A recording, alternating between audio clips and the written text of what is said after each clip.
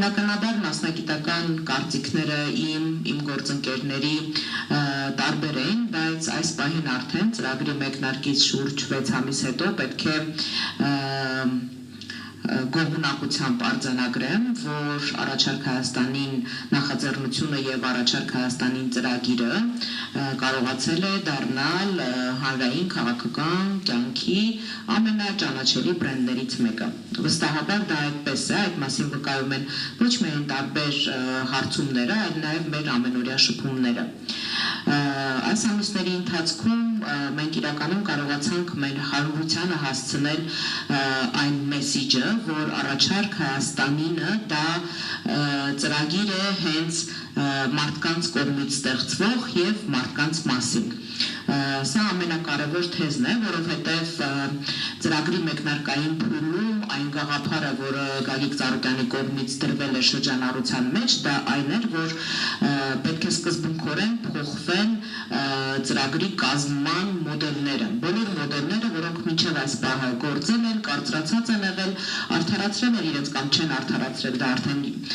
այլ հարց է, սակայն մեր վստահ համոզմամբ աշխատասենյակներում նստած որևէ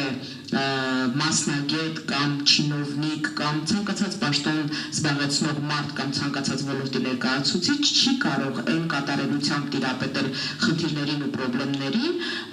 որ կատարելությամբ, որ դրանք տիրապետում են հենց այդ ոլորտի ներկայացուցիչները, շահառուները ու կրողները։ Եթե մասնավոր կոնկրետ մի այսպես օրինակ բերելու լինեմ, առաջարկ Հայաստանին ծրագրի շրջանակներում արդեն իսկ օրեր առաջ հրապարակվել է կոնկրետ երիտասարդների առաջարկների բլոկը։ Ինչպես է ձևավորվել այս բլոկը, հա? Սկզբում լավագույն լուծումները առաջարկում են երիտասարդները խորագրով մրցույթ է անցկացվել, որի շրջանակներում շուրջ 500 ուսանողներ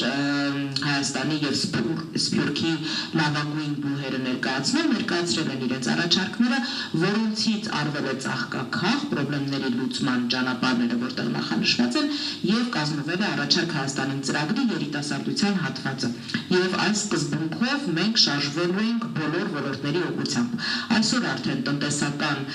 պլատֆորմն է ներկայացվել առաջարկ Հայաստանին ծրագրի շրջանակներում, որի մշակման աշխատանքներում եւս ներգրավված են եղել ոլորտի առաջատար ներկայացուցիչները։ Գյուղատնտեսության ոլորտի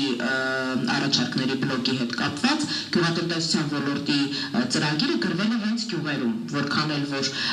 այսպես կարող է առաջին հայացքից տարօրինակ թվալ, բայց այդ ծրագիրը գրվել է գյուղերում, գյուղամեջի զրույցների հիման վրա, գյուղացիների տներ այցելությունների արդյունքում ամիսներ շարունակ հավաքագրվել են հազարավոր խնդիրներ, այդ ամեն ինչը վերլուծվել են եւ այնուհետ նոր միայն մասնագետների մասնակցությամբ դա բերվել է դեսքի եւ նախապատրաստվում է հրապարակման։ Մենք անընդհատ բոլորս բոլոր բանախոսներով մինչ ինձ ելույթ ունեցողները այսպես ինչպես դուք նշեցիք կարմիր գծի նման մենք խոսում ենք միասնության մասին, հա, միասնության, հավաքականության, անհրաժեշտության ու կարևորության մասին։ Առաջարկ Հայաստանինը հենց սրա մասին է, որովհետև նախորդին արդեն Գագիկ Ծառուկյանը հայտարարել է, որ առաջիկա խորհրդարանական ընտրություններին մենք մասնակցելու ենք Բարգավաճ Հայաստան կուսակցությամբ, բայց սա բացառապես իրավական լուծում է ընտրություններին մասնակցելու։ Առաջարկ Հայաստանին ծրագիրը հենց միտում ունի այդ համախմբվածությամբ ու այդ միասնականությամբ առաջիկա գործընթացներին մասնակցելու։ Ինչու համար եմ սա նշում, որովհետև որոշակի այսպես տարընթերցում ու թյուրընկալում կա այդ հայտարարությունների մեջ։ Օրեր առաջ պարոն Ծառուկյանը հայտարարեց, որ վերկուսակցական քաղաքական հանրային դաշտի նոյան տապան ստեղծելու գաղափարով է հանդես գալիս, որը առաջարկ Հայաստանի ծրագիրը կյանքի կոչելու գործնական մեխանիզմը պետք է հանդիսանա։ Այս դեպքում բոլոր այն անհատները, հանրային քաղաքական գործիչները, ովքեր այս օրերին միանում են նախաձեռնությանը, նրանք չեն միանում Բարգավաճ Հայաստան կուսակցությանը։ Նրանք միանում են առաջարկ Հայաստանին ծրագիրը կյանքի կոչելու նախաձեռնությանը եւ մենք չափազանց շնորհակալ ենք բոլոր այն մարդկանց, ովքեր իրենց մասնագիտական ներուժը, իրենց պոտենցիալը ուզում են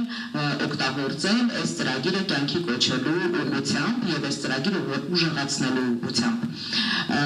Մենք անցնում ենք այսպես այս օրերին իմ գործընկերներից նշեցին, որ իրականում առաջիկա խորհրդարանական ընտրությունները չափազանց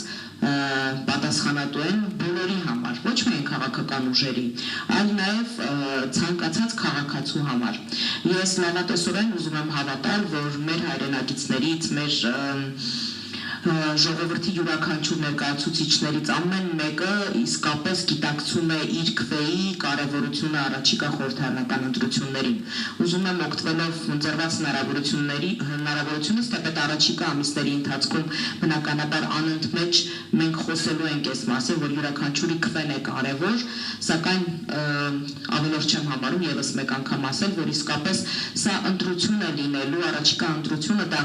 մեր հետ պատերազմյան ժամանակահատվածի ապատիան, խեղճությունը կոտրելու շանսը եւ հնարավորություն է։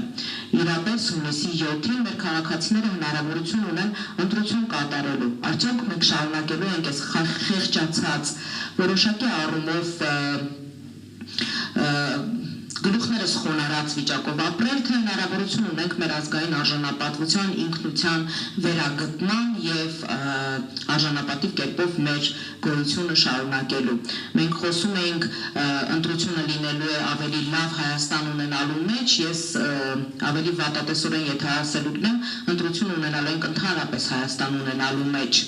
Դրան համար կարծում եմ, որ այս դեպքում համախմբվածությունը, միասնականությունը, գաղափարների համախմբումը մեր առաջնահերթ անելիքներից մեկը պետք է լինի, որովհետև կյանքը իրականում հունիսի 7-ին չի ավարտվելու, մինչև հունիսի 7-ը բոլոր այդ ներկայացված նախաձեռնությունները բնականաբար կյանքի կոչվելու անհրաժեշտություն են ունենալու։ Այս պահի դրությամբ կարծում եմ, որ քաղաքական հայտ ներկայացրած ուժերից յուրաքանչյուրը վստահաբար իր ներկայությունը տեսնում է առաջիկա խորհրդարանում, բայց խնդիրն այստեղ բացարձակապես խորհրդարանում ներկայացվածությունը չի, որովհետև երբ որ նժարին դրված է լինում պետությունը կորցնելու վտանգը, երբ որ նժարին դրված է լինում ազգային ինքնությունը կորցնելու վտանգը, կարծում եմ յուրաքանչյուր պաշտոն ու մանդատ այլևս երկրորդական են դառնում, ու այս դեպքում բնականաբար կարևորը արդյունքն է եւ ոչ թե մանդատը։ Կոնկրետ առաջարկ Հայաստանի ծրագրի հետ կապված բնականաբար այս պայմանությամբ քննարկումները բազմաթիվ են տարբեր քաղաքական միավորների, հանրային գործիչների հետ, նրանցից մի մասի հետ կան արդեն կոնկրետ պայմանավորվածություններ, մի մասի հետ աշխատանքները շարունակվում են, բայց ուզում եմ վերահաստատել, որ խնդիրը այստեղ միասնական համատեղ ջանքերով առաջ գնալու մեր պատրաստակամության մեջ է, ու եթե շատ կարճ ձևակերպելու լինեմ, այս մասով հենց Գագիկ Ծառուկյանն էլ իր խոսքում օրերս նշել է, որ ինքը պատրաստ է համատեղ աշխատանքի։ Եվ այս դեպքում բոլոր այն մարդիկ, հանրային քաղաքական գործիչներ, ովքեր ունեն հաստատակամություն աշխատելու, առանց որևէ հետին մտքի եւ առանց որևէ պաշտոնամանդատա ակնկալիքների, բնականաբար մենք բաց ենք համագործակցության համար ու սիրով պատրաստ ենք համատեղ ճանապարհ անցնել, որովհետև կոնկրետ այն ոլորտները, որոնք որ նախանշված են, որ այս օրերին իրականություն են դառնում դրանց հետ կապված ծրագրերի մշակումը, դրանք այն խնդիրներ ու խնդիրներն են, որոնք ամենօրյա ցավալիորեն ամենօրյա ռեժիմը բախում են յուրաքանչյուր մեր հայրենակցի դուռը։ Դա աշխատատեղերի բացակայությունն է, դա համատարած անարդարությունն է, դա ցավոք սրտի վերջին տարիներին նաև թմրամիջոցների օգտագործման ծավալների կատաստրոֆիկ ավելացումն է։ Այս օրերին մարզաշխարհի հազարավոր ներկայացուցիչներ լծված են հենց թմրամիջոցների դեմ պայքարի ծրագրի մշակման աշխատանքներին։ Եվ այս աշխատանքները չեն սկսել նոր եւ չեն ավարտվել հունիսի 7-ին։ Վստահաբար դրանք լինելու են շարունակական, որովհետև դա մեր ապագայի խնդիրն է, մեր առողջ ապագա ունենալու հարցն է։ Եթե չկա առողջ երիտասարդություն, բնականաբար չկա նաև ապագա։ Ինչի մասին ենք մենք հիմա խոսում եւ մտածում ու անհանգստանում։ Մի խոսքով ձևաչափը այդպիսինն է, առաջարկները բազմաթիվ են եւ ամենակարևորը այն գաղափարն է, որ